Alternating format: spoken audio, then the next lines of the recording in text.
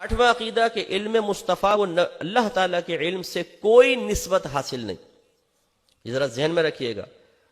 اگر کوئی جوش عقیدت میں کہہ دے کہ جی اللہ کا علم ایسا ہے جیسے سمندر اور نبی کا علم ایسا ہے جیسے قطرہ، صحیح نہیں ہوگا.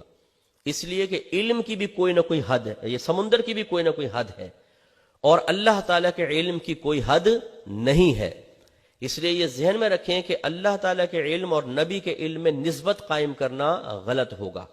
یہ کفر بھی ہو سکتا ہے، سمجھیں، یہ کفر بھی ہو سکتا ہے. اب میں ایک آپ کو مثال دیتا ہوں. ہم یہ کہتے ہیں کہ نبی کریم صلی اللہ علیہ وسلم کو ذرے ذرے کا علم ہے.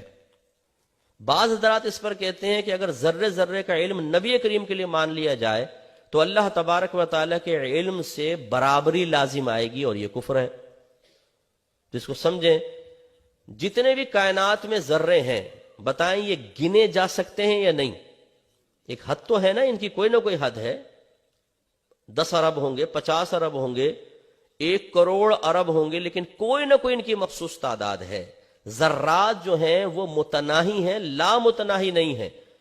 تو اگر کوئی یہ کہے کہ اللہ کا نبی کریم کے لیے اگر ذرے ذرے کا علم ثابت کیا تو اللہ کے لیے بھی یہ علم ثابت ہو جائے گا، اور یعنی اللہ کے اتنا ہی علم ہے اور برابری لازم آئے گی، تو اس نے گویا کہ اللہ تعالیٰ کے علم کو متناہی مانا ہے، ایک حد تک مانا ہے، اور یہ کفر ہوتا ہے.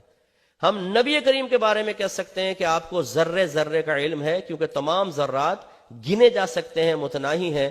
لیکن اللہ تعالیٰ کے علم کے بارے میں یہ کہنا غلط ہوگا کہ اس کا علم اتنا ہے جتنے کائنات کے ذرے، کیونکہ اس طرح ہم اللہ کے علم کو محدود کریں گے.